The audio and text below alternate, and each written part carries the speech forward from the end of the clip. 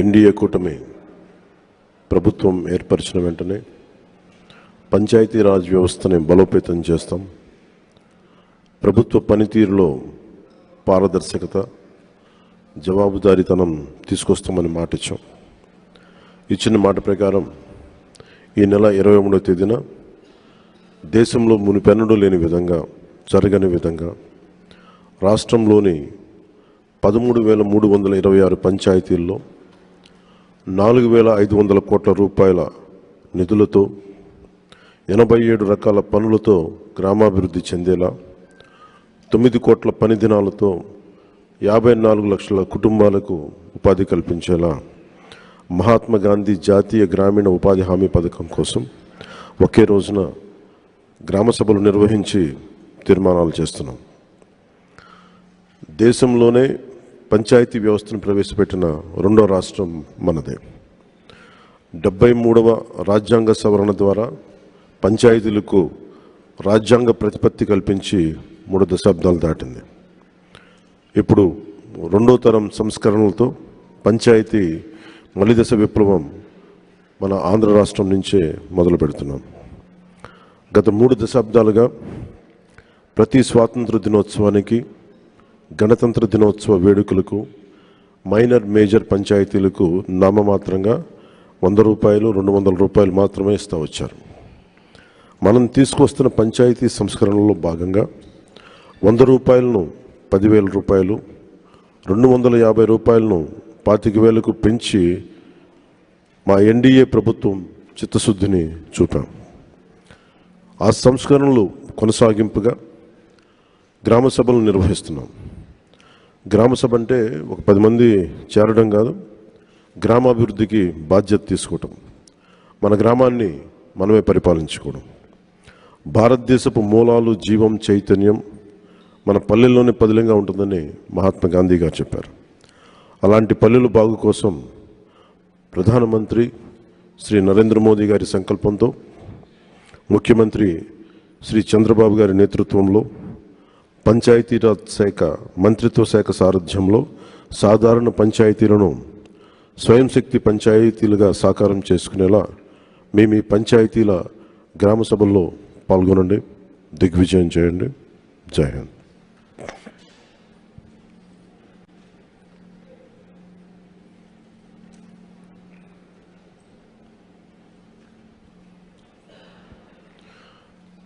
గత ప్రభుత్వంలో 2019-2023 వరకు 40,579 కోట్ల రూపాయల జాతీయ ఉపాధి హామీ పథకం పనులు చేశారు. కానీ అవి ఎక్కడ కూడా దాని రిజల్ట్ ఎక్కడ క్షేత్రస్థాయిలో కనిపించలేదు. దేనికి వాడారు డబ్బులు? పనులకి వాడుంటే, ఇన్ఫ్రాస్ట్రక్చర్ డెవలప్మెంట్కి వాడుంటే రిజల్ట్స్ కనిపించాయి. రిజల్ట్స్ ఎక్కడ నామమాత్రంగానే ఉన్నాయి. అలాగే పోయినసారి అంతకుముందు 2019-24కి దాదాపు 240 కోట్లు పైచిలకు పంచాయతీల నుంచి ఆదాయం వచ్చేది. అందరికీ పెరిగినాయి కానీ పంచాయతీలకు ఆదాయం తగ్గిపోయింది ఈ వైసీపీ వచ్చాక. సో వాళ్ళు 170 కోట్లకు పరిమితం చేశారు. 19-24 అప్పుడు 240 కోట్ల నుంచి 270 కోట్ల దాకా వస్తే 19-23కి వాళ్ళు 170 కోట్లకు పట్టుకొచ్చారు. ట్యాక్సెస్ కలెక్ట్ చేయడం మానేశారు. ఏం చేశారు? అదొకటి ఒక ఇది ఉండిపోయింది. ఇది మేము చాలా త్రికరణ శుద్ధితో మార్చాలనుకుంటున్నాం. పంచాయతీలను బలోపేతం చేయాలి, వాటి కాళ్ళ మీద వాటి నిలబడగలిగే పంచాయతీలు ఉండాలి. సెల్ఫ్ జనరేటింగ్ పంచాయత్స్, వాటి విద్యుత్తుని అవే ఉత్పత్తి చేసుకునేలాగా రాష్ట్ర అభివృద్ధిలోనే కాదు దేశ అభివృద్ధిలో కూడా చాలా కీలకమైన పంచాయతీలు కీలకంగా ఉండాలి అని చెప్పి మన రివ్యూ మీటింగ్స్లో కూడా చాలా ముఖ్యమంత్రి గారితో జరిగిన రివ్యూ మీటింగ్లు కూడా తీసుకున్నాం. అలాగే ప్రతి పంచాయతీకి ఒక యూనిక్ గుణం ఉంటుంది, ఒక ప్రత్యేక గుణం ఉంటుంది. ఇప్పుడు మనకి విశాఖపట్నం ఆనందపురం విలేజ్, ఆనందపురం మండలం, విశాఖపట్నం లాంటి చోట ప్రత్యేకత అక్కడ పువ్వులు. అక్కడి నుంచి పువ్వులు ఎక్స్పోర్ట్ చేసే విధంగా కొన్ని ప్రత్యేకించి పెట్టుకోవచ్చు మనం. అలాగే అరకు కాఫీ మన అరకు విలేజ్ నుంచి వస్తుంది, అరకు మండలం నుంచి. అలాగే ప్రతి మంగళగిరిలో మన చీరలు కానీ, మన సత్యసాయి జిల్లాలో లేపాక్షి కానీ, అలాగే ఒంగోలు జిల్లాలో చీమకుర్తి గ్రామం కానీ, బాపట్లలో వేటపాలెం కానీ, కృష్ణా డిస్ట్రిక్ట్లో చిలకలపూడి కానీ, ఇలాంటి ఏ జిల్లాలో ఏ పంచాయతీలు తీసుకున్న కొన్ని ప్రత్యేకతలు ఉన్నాయి. సో మీ పంచాయతీల ప్రత్యేకత ఏంటి, దాన్ని కూడా రేపు గ్రామ సభల్లో తదుపరి గ్రామ సభల్లో ఇవన్నీ నిర్ణయించుకోమని చెప్పాం. So we would like to promote that plan. దీంట్లో పెద్ద ఎత్తున యువత, మహిళలు పాల్గొనాలని మేము కోరుకుంటా ఉన్నాం. ఎందుకంటే మీ భవిష్యత్తు ఇది.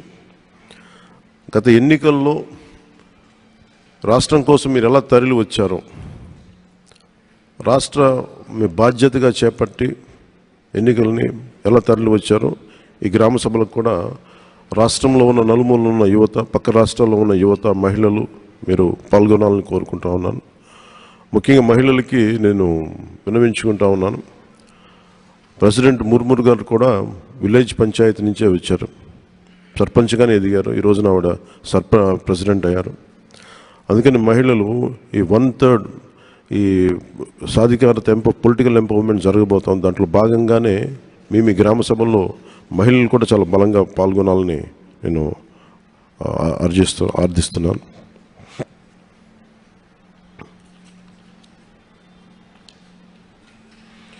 అలాగే పంచాయతీలకు సంబంధించి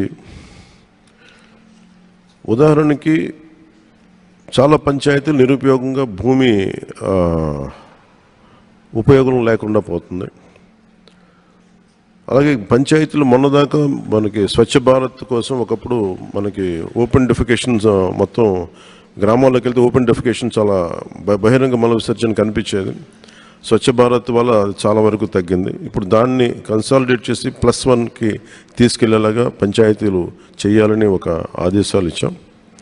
అలాగే ఇప్పుడు కీలకమైంది ఏంటంటే ఊళ్ళలోకి రాగానే చెత్తా చెదారంతో కనిపిస్తూ ఉన్న గ్రామాల్లోకి రాగానే ఎట్టి పరిస్థితుల్లో క్లీన్ అండ్ గ్రీన్ విలేజెస్ కావాలి, దాని తగ్గట్టుగా ప్రణాళికలు చేయాలని చెప్పి ప్రణాళికలు సిద్ధం చేస్తున్నాం. దాంట్లో అందరూ పాలు పంచుకోవాలి, దాని తగ్గట్టుగా కార్యాచరణ ఉంటుంది.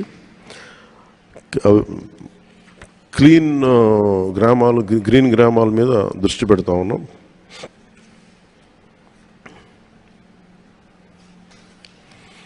ఇంకొకటి కీలకమైనది ఏం చెప్పామంటే, మన భారతదేశానికి కలప ఒక్క డెన్మార్క్ నుంచే దాదాపు 6,000 కోట్ల విలువైన కలప ఇంపోర్ట్ చేసుకుంటాం. దాదాపు 1,700 కోట్ల కేజీలు ఒక డెన్మార్క్ నుంచి ఇంపోర్ట్ చేసుకుంటాం. 6,000 కోట్ల రూపాయలు వర్త్. అంటే మన విదేశ మారక ద్రవ్యం చెక్క ఇంపోర్ట్ కోసం మనం తీసుకోవాల్సి వస్తుంది. అది ఎక్కడి నుంచి తీసుకుంటున్నాం? డెన్మార్క్ దేశం నుంచి. డెన్మార్క్ మన ఆంధ్రప్రదేశ్తో కంపేర్ చేస్తే దాదాపు దాంట్లో ఒక 0.6 టైమ్స్ ఉంటుంది.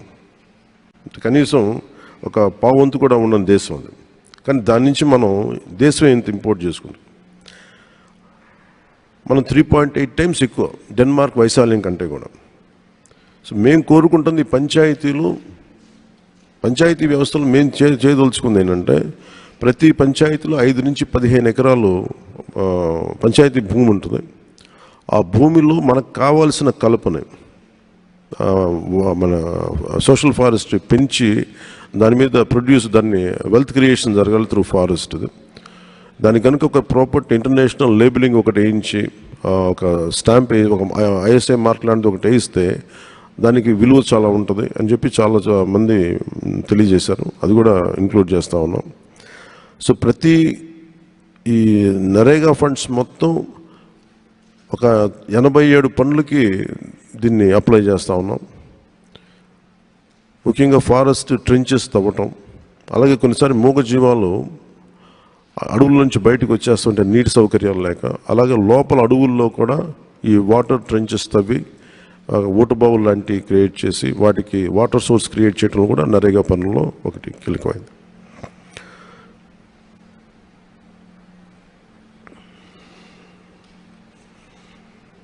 ఇంకొకటి ప్రతి పంచాయతీకి సంబంధించి మేము ఐడెంటిఫై చేస్తున్నాం. ఇది టూరిజం ఏరియాల దగ్గరగా ఉండే పంచాయతీలు, ఎకో టూరిజంకి దగ్గరగా ఉండే పంచాయతీలు, లేదంటే ప్రత్యేకించి మన ఉప్పాడ మంగళగిరి లాంటి చోట ప్రత్యేకంగా మన చీరలు మన నేతలు మన నేత పరిశ్రమలు ఉన్నాయి, దాన్ని ప్రత్యేకంగా విజిట్ చేసేలాగా.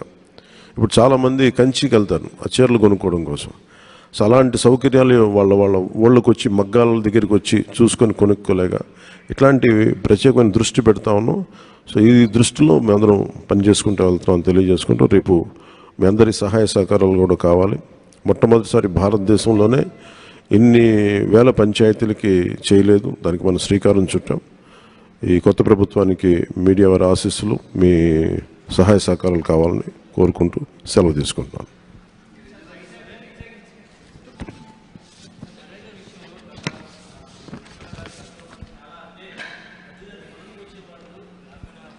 మళ్ళీ చెప్పండి సార్, మళ్ళీ చెప్పండి.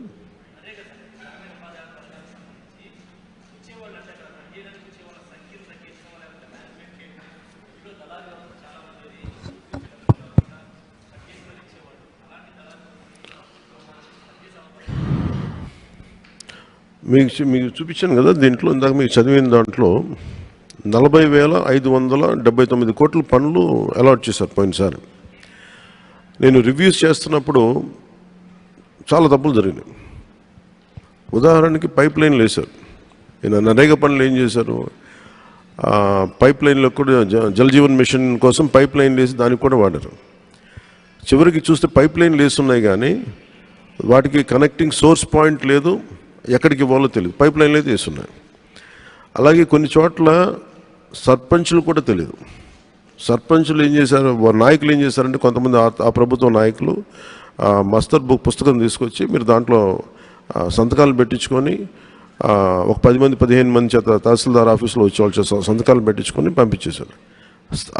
దారుణం ఏంటంటే సర్పంచులు కూడా తెలియదు ఏ పనులు ఏం దేనికి జరిగినాయి అని. చాలా అవకతవకలు, చాలా మనీ దుర్వినియోగం అయితే జరిగింది. దానికి ఇప్పుడు ఏంటంటే మనకి సోషల్ ఆడిట్ చాలా బలహీనంగా పనిచేస్తుంది. మన రివ్యూ మీటింగ్లో కూడా మాట్లాడుతుంది, నిఘా విభాగానికి ఇంకొక నిఘా విభాగం పెట్టాల్సిన అవసరం వచ్చిందని.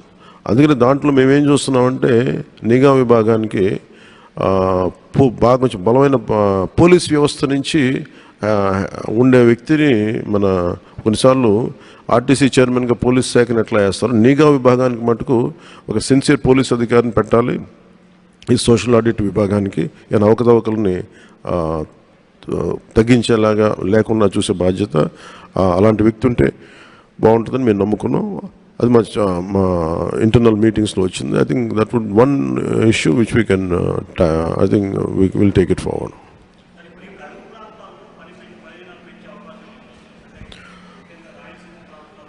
ఖచ్చితంగా ఉందండి. అది ఆ రోజు పరిస్థితులను బట్టి, ఎందుకంటే ఇది కేంద్ర ప్రభుత్వం తీసుకున్న గ్రేటెస్ట్ స్కీమ్స్. ఇది మనకి ఇవ్వడానికి కొన్ని చోట్ల 150 దినాలు కూడా ఇచ్చిన సందర్భాలు ఉన్నాయి. సో మనకు అవసరమైతే అది ఆ పరిస్థితులను బట్టి కరువు ప్రాంతాలు ఉన్న చోట పెంచే స్థాయి ఉంటుంది తప్ప ఇదే పరిమితం కాదు. అది కూడా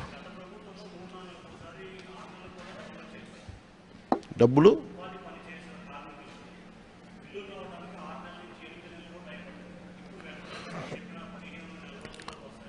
మీరు చూస్తే ఇప్పుడు మీకు ఫస్ట్ టైం ఏం చేసామంటే, నేను పంచాయతీ వ్యవస్థ నేను తీసుకోగా నేను అడిగింది ఏంటంటే, పంచాయతీలు ఏ పనులు చేసినా సిటిజన్స్ ఇన్ఫర్మేషన్ బోర్డు ఉండాలి. ఇదివరకు ఉన్నాయా అంటే ఆ ప్రాక్టీస్ 20 years బ్యాక్ ఉండేది, ఇప్పుడు పెట్టట్లేదు అని పెట్టారు. ఎందుకు పెట్టట్లేదు పెద్ద రీజన్ ఏం లేదు, అని అడిగేవాళ్ళు లేరు. నేను చెప్పాను ప్రతి చోట పంచాయతీ సిటిజన్ ఇన్ఫర్మేషన్ బోర్డు ఉండాలి.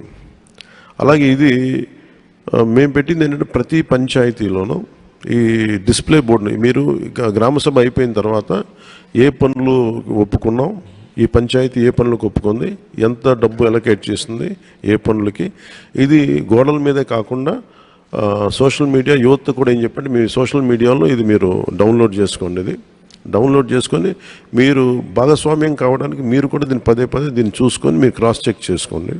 అది మీకు అడిగే హక్కు ఉంటుంది అనేది ఇలా చెప్తున్నాం.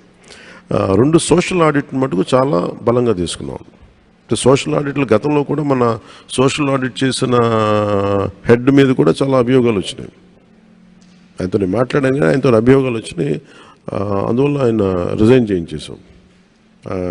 రకరకాల అభియోగాలు వచ్చినాయి. అంటే కొన్ని చోట్ల సోషల్ ఆడిట్లో ఏముందంటే పాపం సిన్సియర్గా పనిచేసే వాళ్ళని కూడా బెదిరించి వాళ్ళు చేయించకుండా చేయటం, కొంతమంది ఏమో పనులు చేయని వాళ్ళని చేత ఇట్లాగా అసలు కథలు చదివే కొద్దీ కొన్ని టీవీ సీరియల్గా పుంకాలుగా వస్తూ ఉంటాయి. అందుకనే we have a good team of panchayat officials.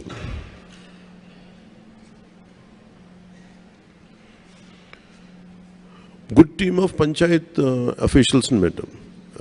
Panchayat వ్యవస్థ కానీ ఎన్ని డిపార్ట్మెంటల్ వ్యవస్థ ఎలా పనిచేస్తుంటే ఎవరైతే దాన్ని నడుపుతారో ఆ వ్యక్తి తాలూకు కమిట్మెంట్ని బట్టి కింద అదే పర్క్యులేట్ అవుద్ది. సో నేనేం చెప్పానంటే పంచాయతీరాజ్ వ్యవస్థకి ఇది మేము చాలా నలిగి కష్టపడి ఇక్కడ దాకా వచ్చాం. The purpose of this entire elections is to bring transparency and accountability. జవాబుదారితనం తీసుకొస్తాం, పారదర్శకత తీసుకొస్తాం. దాంట్లో భాగంగానే మేము ఇది చేస్తాం, ఇలా చేయబోతున్నాం అని చెప్పాం. ఐ థింక్ అధికారులందరూ కూడా దాన్ని అర్థం చేసుకున్నారు. అండ్ వీఆర్ రెగ్యులర్గా దాన్ని మానిటరింగ్ చేస్తూ ఉన్నాం. ఇప్పుడు ఇందాక మీరు అడిగిన ప్రశ్నకి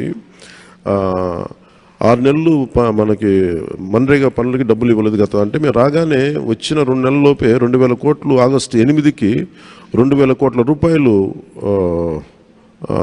విడుదల చేసామండి. అలాగే మెటీరియల్ కాంపోనెంట్ గ్రాంట్ కూడా వచ్చింది, అది కూడా ఇచ్చేస్తాం.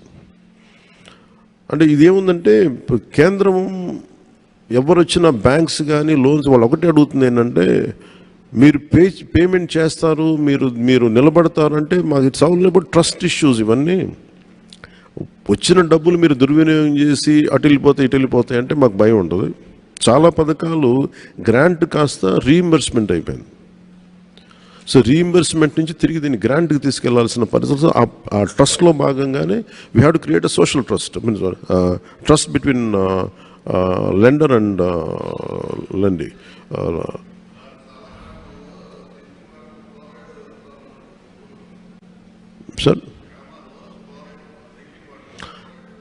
సార్ ఒక్కటి మనం దీంట్లో మీరు రైట్ ప్రశ్న, అది ఫ్లోరైడ్ పెరిగిపోవడానికి ఫస్ట్ బోర్వెల్స్ డీప్గా వేసేస్తున్నాం. ఒక లోపలికి వెళ్తే మీరు అనేది పల్నాడు కానీ గుంటూరు కానీ కొన్ని మన మార్కాపురం ఇలాంటి ఒంగోలు చోట ఇంకా మన ఇల్లే కొద్దీ డీప్గా మీకు ఫ్లోరైడ్ పడుద్ది ఎక్కడైనా సరే. మీరు నల్గొండ ఒక ఎగ్జాంపుల్ చూస్తే నల్గొండ చాలా వరకు ఇట్లాగే ఉండేది. ఒక మన కృష్ణానది నీళ్ళు వెళ్ళి ఇవన్నీ. దాంతోపాటు దుస్సర్ల సత్యనారాయణ గారు అని చెప్పి ఆయన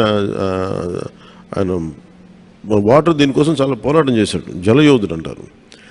ఆయన చేసింది ఏంటంటే ఫారెస్ట్ని డెవలప్ చేసుకుంటాడు ఆయన ల్యాండ్లో, అంటే వాటర్ కన్జర్వేషన్. సో గ్రామాల్లో నేను పెట్టిన ఇదేంటంటే మీరు బోర్వెల్స్ ఒక 100 అడుగులు పడితే నెక్స్ట్ సంవత్సరం నెక్స్ట్ సీజన్కి పడవ, మళ్ళీ ఇంకొక 50 అడుగులు ముందుకెళ్ళేటప్పటికి అక్కడి నుంచి వచ్చేది మనకి ఫ్లోరైడ్ వాటరే వచ్చేస్తున్నాయి, which is effecting kidneys and bones. అందువల్ల ఇది అయిపోతున్నాయి. సో నేను ప్రత్యేకించి పెట్టింది ఏంటంటే వాటర్ కన్జర్వేషన్ మీద చాలా ఎక్కువ ఫోకస్ పెట్టమని చెప్పండి. అంటే తక్కువ వాటర్ కన్జర్వేషన్ కనుక చేయగలిగితే తక్కువ మనకి లోతులోనే నీళ్లు దొరికేలాగా, అండ్ బోర్స్ని ఎప్పటికప్పుడు రీఛార్జ్ చేసుకునేలాగా. రీఛార్జ్ పాయింట్స్ దాదాపు వాళ్ళు ఏమంటారంటే రీఛార్జ్ పాయింట్స్ బోర్లు తవ్వారు కానీ రీఛార్జ్ పాయింట్స్ తవ్వలేదని చెప్పారు. దాని మీద అంత దృష్టి పెట్టలేదు మేము అని చెప్పి అదొకటి దృష్టిలో పెట్టమని చెప్పాం. అంటే మేజర్లీ మనకి ఈ నదుల దగ్గర నుంచి వీటిని పైప్ లైన్లు వేసే ముందు మనకు దొరకగలిగేది అవి. వీటిని ఫిల్టరింగ్ చేసే నీళ్లు కానీ లేదంటే కొన్నిసార్లు అక్కడ ఆర్ఓ ప్లాంట్స్ ఏదైనా పెట్టాలి, ఇవి కూడా దృష్టిలో ఉన్నాయి కొన్ని ప్రత్యేకించి ఉన్న చోట. ఇప్పుడు ఏం చేస్తున్నామంటే మనం పల్స్ సర్వే అని ఒకటి చేస్తున్నాం. మేము కూడా అనుకుంది చాలా ఒకే రోజున సర్వే చేయాలి. ఆల్మోస్ట్ ఒక 16 ప్రమాణాల మీద 18 ప్రమాణాల మీద చేస్తున్నాం. అదంటే ఎన్ని లక్షల ఇళ్ళు ఉన్నాయి, ఎన్ని వాటికి నీళ్ళు ఉన్నాయి, వస్తే ఒక్కొక్క ట్యాప్ ఉంటే ఎన్ని గంటల నీళ్ళు వస్తున్నాయి, ఎంత మోస్తారు వస్తున్నాయి నీళ్ళు, దాని సోర్స్ పాయింట్ ఏంటని చెప్పి మొత్తం ఒక 16 ప్రమాణాలతోటి సర్వే చేస్తున్నాం. ఇప్పుడు జరిగింది దాదాపు 22 లక్షలకి ఇళ్ళకి అయింది, అవుట్ ఆఫ్ 96కో 94 lakhsకు. ఈ సర్వే మొన్న ఆపాము, దీనివల్ల మళ్ళీ కంటిన్యూ చేస్తాం.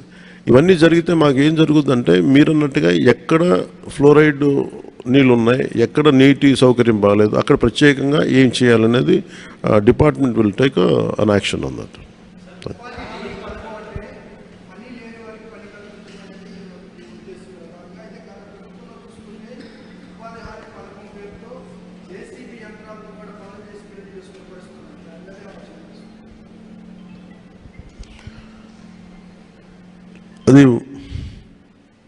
అది ఏ పరిస్థితుల్లో ఒకసారి కూర్చోవాలండి.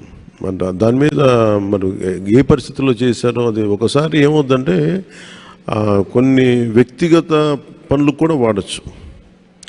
మేబీ వర్క్ కాంపోనెంటు ఉపాధి హామీ పథకాన్ని తీసుకొని వాళ్ళు ప్రైవేట్ వ్యక్తులు అది పెట్టుకున్నారు లేదు ఒకసారి విచారించగా దాని మీద స్పందించలేదు. అది చూస్తాం. Will consider that part.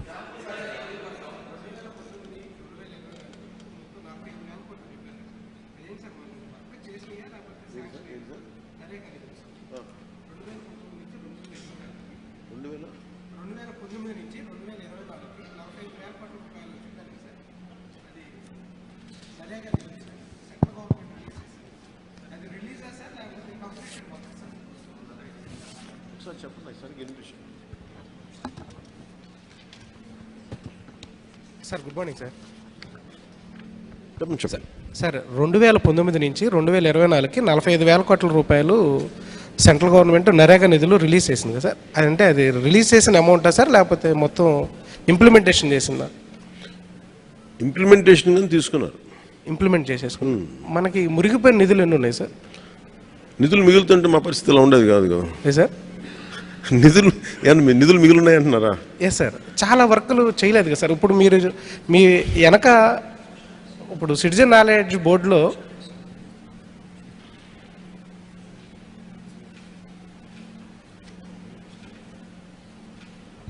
Sir చెప్పండి సార్ 2019 నుంచి 2024 దాకా మొత్తం 45,000 కోట్ల రూపాయలు నిధులు మంజూరు అయినాయా సార్ లేకపోతే మనం యూటిలైజేషన్ చేసాం?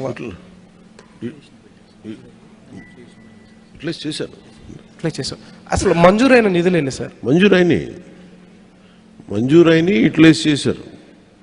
అంటే ఏం లేదు సార్, ఇప్పుడు మనకి ఇయర్లీ ప్లానింగ్ ఉంటుంది కదా సార్. ఇప్పుడు 60,000 కోట్లు 70,000 కోట్లు అని చెప్పేసి మనకు నరేగా నిధులు మన స్టేట్కి ఉంటుంది కదా సార్. ఇప్పుడు దీంట్లో ఏంటంటే మనకు 45,000 కోట్ల వరకు మనకు పనులు జరిగినాయి సార్. అంతే కదా సార్ మీరు చెప్పేది? అంటే మనకి రిలీజ్ చేసిన వాటిలో కూడా ఇంకా మన సెంట్రల్ మినిస్టర్ బెమ్మసాని గారు చెప్పినప్పుడు ఏంటంటే మనకి ఇంకా 3,000 కోట్ల రూపాయల దాకా నిధులు వీళ్ళు యూటిలైజేషన్ చేయలేదు, దీనివల్ల మనం చాలా పనులు కూడా చేసుకోలేకపోయామని చెప్పేసి చెప్పారు. అలా అయితే మీకు కొన్ని వేల కోట్లు ఉన్నాయి సార్ ఎంటైర్ స్టేట్లో. అలా అయితే మీరు పంచాయతీకి చాలా వేల కోట్లు ఉన్నాయి. వీళ్ళు మ్యాచింగ్ గ్రాంట్ ఇవ్వకపోవడం వల్ల అదొక సపరేట్ టాపిక్. అది మీకు నిధులు ఎట్లా వాడలేదు అనేది నేను ఆ ఇన్ఫర్మేషన్తో రాలేదు, కానీ still we are doing a white paper. అదేంటంటే మేము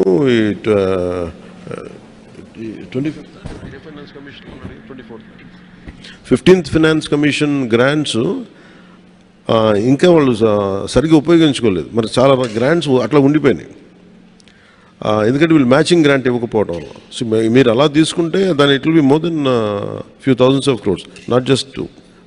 that part will let you know. ఆ ఇన్ఫర్మేషన్ ప్రస్తుతం నా దగ్గర లేదు. అంటే ఏం లేదు సార్, ఇప్పుడు నరేగాకి చేసేటటువంటి పనులు మీరు 84 రకాల పనులు ఉన్నాయని చెప్పారు.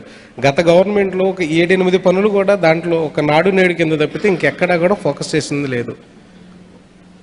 ఎక్కడ కూడా నాడు నేడు తప్పితే ఇంకా మిగతా ఏ పనులు కూడా ఇప్పుడు మీరు సిటిజన్ బోర్డు పెట్టారు కదా సార్, వాళ్ళు ఒక చెప్పాను కదా ఏ పనులు చేశారో ఎవరికి చెప్పలే. మేజర్ 2 ఇష్యూస్ అక్కడ 2 కరోనా పీరియడ్స్లో అది ఇష్టారాజ్యంగా వాడుకున్నారు. అది ఇండిపెండెంట్ వర్క్స్కి వెళ్ళిపోయినాయి ఎక్కువ, లేదంటే జనరల్గా డబ్బులు ఇచ్చి ఏ పని చేయించకుండా వదిలేశారా, ఇవన్నీ ఓన్లీ ఒక సోషల్ ఆడిట్, గతంలో జరిగిన సోషల్ ఆడిట్ మీద కొంత నివేదికలు తీస్తే దాని మీద ఉంటుంది. బట్ ఫ్యాక్ట్ ఏంటంటే గ్రాంటెడ్ మనీ ఏ డబ్బు అయితే వచ్చిందో ఆ డబ్బుకు తగ్గ సత్ఫలితాలు అయితే రాలేదు. అదైతే జరిగింది. అది ఎంత స్థాయిలో జరిగింది, ఏ స్థాయిలో జరిగింది అనేది మేము సోషల్ ఆడిట్ ద్వారా చేయమని చెప్పాము. సార్ ఫార్మా ఇష్యూ మీద అది వైజాగ్ ఫార్మా ప్రమాదం మీద మీరు నిన్న రివ్యూ కూడా చేశారు కదా సార్? సార్ నిన్న వైజాగ్ ఫార్మా ప్రమాదం మీద రివ్యూ కూడా చేశారు, దాంట్లో యాజమాన్య వాళ్ళ నిర్లక్ష్యం ఉందని కూడా చెప్పారు. దానికి సంబంధించి మీ రెస్పాన్స్ అంటే ఇది నిన్న జరిగిన అనకాపల్లి జిల్లా అచ్యుతాపురం ఫార్మాసిస్లో జరిగింది. చాలా బాధ కలిగింది. చాలా ఇది రిపీటెడ్గా మొన్న ఒక 3 weeks బ్యాక్ కూడా ఒక జరిగింది. ఒకళ్ళు ఇద్దరు చనిపోయారు. నేను ఎప్పటికప్పుడు అడుగుతూ ఉన్నాను, ఇది పొల్యూషన్ కంట్రోల్ బోర్డు కింద రాదు.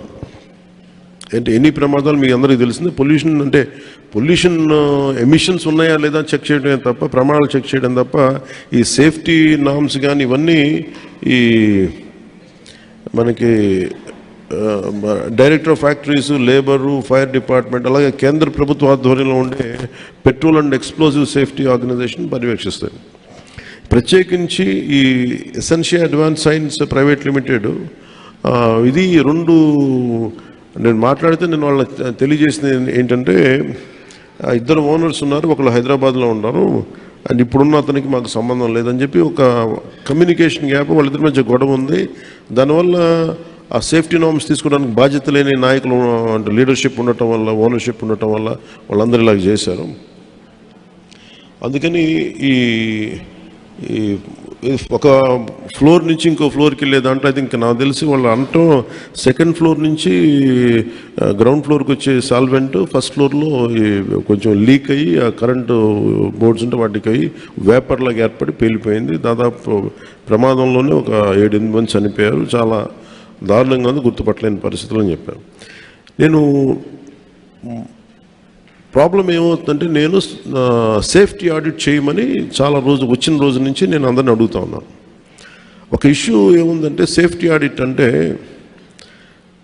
ఈ యజమానులు భయపడిపోయే స్థాయికి వెళ్ళిపోయారు. వాళ్ళని కొంత ఎడ్యుకేట్ చేయాల్సిన అవసరం ఉంది. ఇప్పుడు ఎనీ టైం సేఫ్టీ ఆడిట్ అనగానే మా పరిశ్రమలు మూసేస్తారా, లేదంటే ఏం జరుగుతాయి, ఎలాంటి రిపోర్ట్స్ ఉంటాయి అంటే, there are lot of gaps in safety ఇష్యూస్లో చాలా గ్యాప్స్ ఉన్నాయి.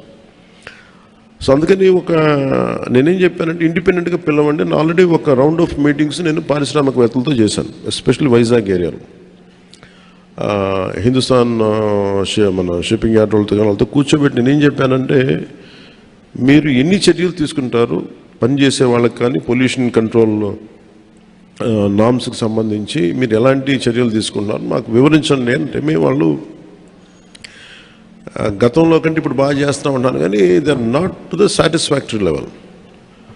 ఇప్పుడు ఒకేసారి మనం ఈ పొల్యూషన్ ఇవన్నీ ఈ నామ్స్ అన్నీ పెడితే ఇండస్ట్రీ షుడ్ కమ్ ఫార్వర్డ్. అంటే ఇది నేను చాలా రోజుల నుంచి నేను కోరుకుంటా ఉన్నాను. నేను ప్రత్యేకించి మరీ చెప్తున్నాను. ఇప్పుడు అంటే నేను ఎందుకు కొంత ఒక అడుగు ముందుకేయడానికి నేను ఎందుకు సంకోచిస్తున్నానంటే, ఒకసారి అది ప్రభుత్వానికి ఇబ్బందిగా ఉండకూడదు. గబుక్కి నా ఉద్దేశం సేఫ్టీ ఆడిట్, జనాల ప్రాణాలు పోకూడదు, కార్మికుల ప్రాణాలు పోకూడదు అనుకునే పరిస్థితిలో ఉంటాను నేను ఎప్పుడు. అలాంటిది మళ్ళీ ఇది ఇలాంటి సేఫ్టీ ఆడిట్ చేస్తే ఉన్న పరిశ్రమలు వెళ్ళిపోతాయి అని చెప్పి ఒక వదంతి ఉంది. అది కొంచెం మాట్లాడతారు నాతోటి, మీరు ఇలా చేస్తే పరిశ్రమలు వెళ్ళిపోతాయి, పరిశ్రమలకి అనుకూలమైన వాతావరణం ఉండదు అంటే. నా ఉద్దేశం ఏంటంటే, అది కనీస భద్రత అనేది పరిశ్రమలు ఇవ్వాల్సింది కదా. నేను పరిశ్రమల్లో ఇన్క్లూడింగ్ ఆక్వా వాళ్ళకు కూడా చెప్పాను. సో గ్రేట్, చాలా సంపాదన ఉంది, రాష్ట్రానికి ఆదాయం ఉంది, మనకి ఈ పరిశ్రమల వల్ల చాలా సంపాదన ఉంది. కానీ ప్రయారిటీ ఎవరైతే పని చేస్తారో వాళ్ళకి ప్రాణరక్షణ కూడా చాలా అవసరం కదా. ఆ నామ్స్ ఏంటి ఒకసారి మాట్లాడదామని నేను అనుకుంది ఏమంటే, సెప్టెంబర్ మిడ్లో వెళ్దాం అనుకున్నాను. నా విల్ మేక్ ఇట్ సెప్టెంబర్ ఈ మంత్ ఎండింగ్లోనే నేనే వెళ్ళి కూర్చుంటే ఒక మీటింగ్ చేస్తాను ప్రత్యేకించి వైజాగ్ పొల్యూషన్ కానీ వైజాగ్లో ఉండే చుట్టుపక్కల పరిశ్రమలో ఉండే సేఫ్టీ నామ్స్, వీటి మీద నిరంతరం ఇది ఒక ప్రాక్టీస్ అయిపోయింది. ప్రతి 2 వారాలకు 3 వారాలకు మైనర్ ఇన్సిడెంట్, మేజర్ ఇన్సిడెంట్ జరుగుతూ ఉంది. వీటికి ఇంకా అది మినిమైజ్ చేయాలి, అసలు కంప్లీట్గా ఎలిమినేట్ చేసే పరిస్థితికి రావాలంటే ఏం చేయాలని ఒక కలెక్టివ్ అక్కడ ఉన్న పారిశ్రామికవేత్తల ద్వారా, ముఖ్యంగా కెమికల్ ఇండస్ట్రీస్ లేదంటే ఫార్మాస్యూటికల్స్ వాళ్ళతోటి కూర్చోవాలి. అలాగే ఫార్మాస్యూటికల్ ఇండస్ట్రీస్ కూడా ఎఫ్లూయెన్స్ 2 కిలోమీటర్ల లోపలికి వదిలేస్తూ ఉంటున్నారు, కానీ దానిలో కూడా చాలా ఇబ్బందులు ఉన్నాయనేది చెప్తా ఉన్నారు. వీటి మీద ఒక క్లీన్ సేఫ్టీ మన పొల్యూషన్ ఆడిట్ అయితే జరగాలి. అది we will take it forward. ఎందుకంటే ఇది చాలా బాధ కలిగిస్తుంది. ప్రతిసారి చనిపోవటం, సంతాపం ప్రకటించడం, లేదంటే ఎక్స్గ్రేషియా ఇవ్వటం, ఇది ఒక ప్రాణాలకి ఒక విలువ లేకుండా అంటే ఇస్తున్నాం, కానీ అది లోపల చాలా చాలా కలిచేసేది, బాధేస్తుంది. ఇది కొంచెం ఇంటెన్స్ మీటింగే పెట్టాల్సి వస్తుందండి. అది will take it forward in coming days. Sir good morning sir. మీరు చెప్పండి.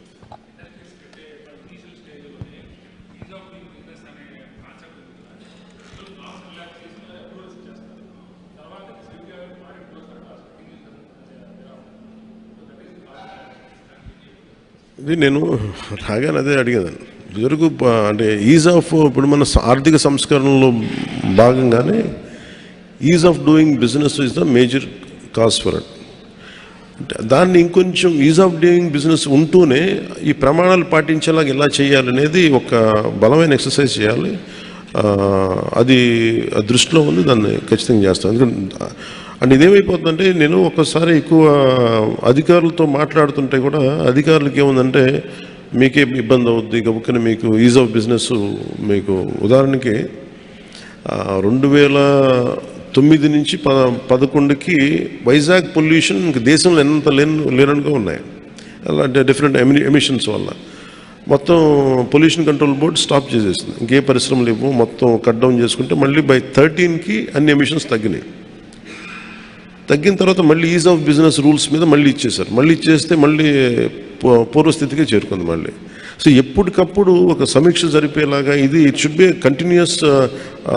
ఏ ప్రభుత్వం వచ్చింది అది కంటిన్యూస్ ప్రాసెస్లో ఉండాలి. కానీ అది కొంత చేయకపోవటం, కొంత పొలిటికల్ సపోర్ట్ ఉండాలి ఇలాంటి పరిస్థితులకి. At the same time bureaucracy కూడా కొంచెం బలంగా పనిచేయాల్సిన అవసరం ఉంది. ఆ నామ్స్కి ముందుకు తీసుకెళ్ళాలి. Will take that point.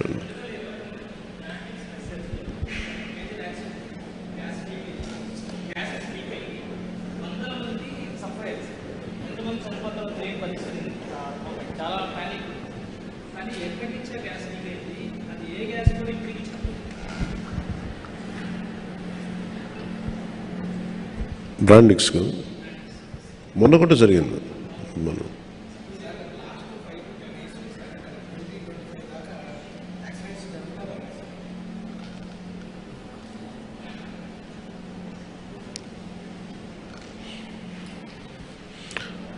ఇది we are very clear about environment. And ఇదేంటంటే మీరు మనం సమిష్టిగా అందరం ఆలోచించాల్సింది, పరిశ్రమలు కావాలి, పర్యావరణాన్ని సమతుల్యతను పాడవని పరిశ్రమలు కావాలి. దానికి ఏంటంటే ఒక్క వ్యక్తి ఒకళ్ళు కాదు, కానీ దీంట్లో అందరి బాధ్యత ఉంది. సో దీన్ని వచ్చే 3 నెలల్లో మేము ఖచ్చితంగా దీనికి ఒక కార్యాచరణ చేయాలి. అది మొదలుపెట్టాం. అది అంచెల వారికి మీకు తెలియజేస్తాం.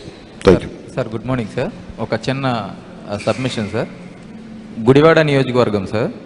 గుడివాడ నియోజకవర్గంలో ఒక నాగవరం అనే గ్రామం ఉంది సార్. ఆ గ్రామం వచ్చేసి 2 నియోజకవర్గాలు, 2 మండలాలు, 2 పంచాయతీల్లో ఉండడం వల్ల ఊరికి ఎటువంటి ఫెసిలిటీస్ లేవు సార్. ఇప్పుడు కూడా స్టిల్ ఈ రోజుకి వాళ్ళు బోరుబావుల ద్వారా డ్రింకింగ్ వాటర్ తాగుతున్నారు సార్. అవి బోరుబావులన్నీ ఎండిపోయి వాళ్ళకి డ్రింకింగ్ వాటర్ కూడా లేవు సార్ ఆ గ్రామంలో. ఊరి పేరు నాగవరం సార్. అది 2 పంచాయతీలకి అటు పక్కన సగం ఇళ్ళు వచ్చేసి ముక్కోలు పంచాయతీలో ఉన్నాయి సార్. ముక్కోలు పంచాయతీ గూడూరు మండలం, పెడ నియోజకవర్గం సార్. కొన్ని హౌసెస్ వచ్చేసి వేమవరం పంచాయతీ, గుడ్లవల్లేరు మండలం, గుడివాడ నియోజకవర్గం సార్. ఊరి పేరు నాగవరం సార్. నాగవరం సార్. వేమవరం నుంచి 3 కిలోమీటర్లు సార్. అటు నుంచి ముక్కోలు నుంచి వస్తున్నా సరే 3 కిలోమీటర్లు సార్. స్టిల్ దానికి రోడ్డులు కూడా లేవు. రోడ్డులు అడుగుతుంటే అది మా పంచాయతీ కాదు, అవతల నుంచి చూసుకోవాలి, మీ ఊరు అటు వస్తుంది అంటారు. వాళ్ళని అడిగితేనేమో ఇటు చూసుకోవాలి ఈ పంచాయతీ అంటారు సార్. ఆ ఊరు 2 పంచాయతీలు, 2 నియోజకవర్గాలు, 2 మండలాల మధ్య నలిగిపోతుంది సార్. స్టిల్ ఈ రోజుకి రోడ్డులు, డ్రింకింగ్ వాటర్ ఫెసిలిటీ లేదు sir. Thank you sir. Thank you sir.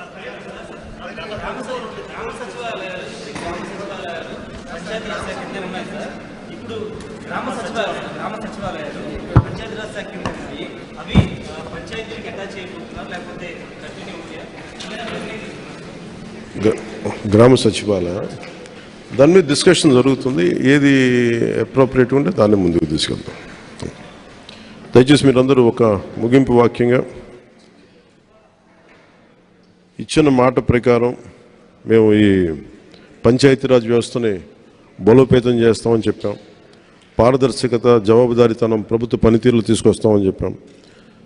ఈ 13,326 పంచాయతీల్లో 4,500 కోట్ల రూపాయల నిధులతో 87 రకాల పనులతో గ్రామాభివృద్ధి చెందేలా 9 కోట్ల పని దినాలతో 54 లక్షల కుటుంబాలకు ఉపాధి కల్పించేలా మహాత్మా గాంధీ జాతీయ ఉపాధి హామీ పథకం ఒకే రోజున గ్రామ సభలు ఏర్పాటు చేస్తున్నాం. వాటికి మీ సహకారం కావాలని కోరుకుంటూ సెలవు తీసుకుంటాం.